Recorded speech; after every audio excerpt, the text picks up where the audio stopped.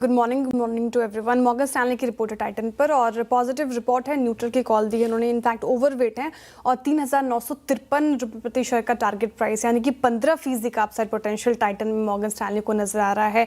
Q2 updates उनको ठीक नजर आए, कह रहे हैं कि वो तनिष्क की रेवेन्यू ग्रोथ 18% साल दर साल रही और जो कि मॉर्गन स्टैनली के अनुमान जो कि 12% था उससे ज्यादा है।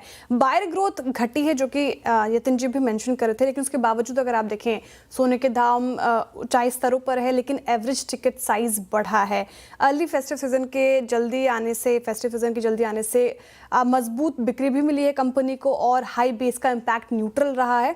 मॉर्गन स्टैनली मान के चल रहे हैं कि हैवी प्रमोशन और एक्सचेंज ऑफर का बड़ा फायदा टाइटन को होता हुआ दिखा और आने वाले क्वार्टर्स में अच्छा परफॉर्म कर सकते हैं। स्टडड ज्वेलरी का भी उन्होंने मेंशन किया, मिड टीन्स ग्रोथ रही, जबकि गोल्ड कॉइन्स की बिक्री भी स्टडी रही है। तो ठीक ठाक Q2 अपडेट, इसलिए ओवरवेट की कॉल। ओके, ओवरवेट की कॉल है। नोमरा की रिपोर्ट है, न्यूट्रल की कॉल आ गई है और टारगेट प्राइस भी ज्यादा नहीं बढ़ा है, 732 रुपये प्रति शेयर का टारगेट प्राइस। Q2 में JLR का एबिट मार्जिन लगभग 1% रहने का अनुमान है, नोमरा कह रहे हैं, और प्रोडक्शन डिस्ट्रप्शन जो कि साइबर अटैक के कारण हुआ उससे JLR का फ्री कैश फ्लो लगभग 750 मिलियन पाउंड तक घट सकता है।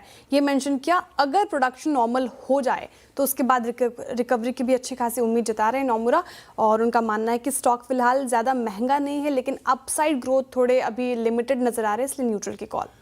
बाजार बंद होने के नोमुरा की रिपोर्ट आई है और खबर सबसे पहले आपने CNBC आवाज पर देखी। सरकार ने 15% वैट की जगह 2% CST यानी कि सेंट्रल सेल्स टैक्स लागू कर सकती है और इससे IGL जैसी कंपनियों को बड़ा फायदा होगा, मार्जिन पर बड़ा पॉजिटिव असर होगा।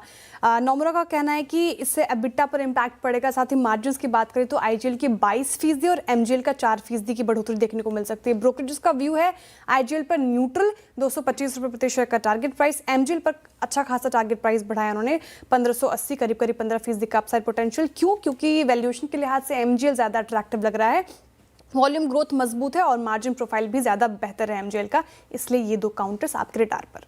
स्पेस काफी पसंद आ रहा है नोमुरा और जेफरीज की रिपोर्ट है, काफी बुलिश साउंड करें। टारगेट प्राइस भी अच्छा खासा बढ़ा दिया है, 1450 नोमुरा की तरफ से, जेफरीज ने 1625 रुपये प्रति शेयर का टारगेट प्राइस रखा है, यानी कि करीब 40% का अपसाइड पोटेंशियल नजर आ रहा है। Q2 अपडेट काफी अच्छा लगे और जेफरीज जो काफी बुलिश हैं वो क्या कह रहे हैं वो मोटी मोटी बात में रख देती हूँ। मुंबई इंफ्रास्ट्रक्चर अपग्रेड से बड़ा फायदा हो रहा है लोधा को, खासतौर पर जो नए दूसरे एयरपोर्ट बन रहे हैं कनेक्टिविटी प्रोजेक्ट से। मुंबई का दूसरा एयरपोर्ट शहर के $80 बिलियन ट्रांसफॉर्मेशन प्लान का हिस्सा है। साथ ही लोधा के पास अभी बैंक अगर आप देखें तो 4,500 एकड़ की लैंड बैंक है, जिसका वैल्यू पिछले 4 से 5 साल में 8 गुना बढ़ा है। तमाम चीजें हैं, वैल्यूएशन भी इनको अट्रैक्टिव लग रही है, फिलहाल एंट्री के लिए बेहतर मान रहे लोधा, इसलिए खरीदारी कराए अच्छे खासे टारगेट प्राइस।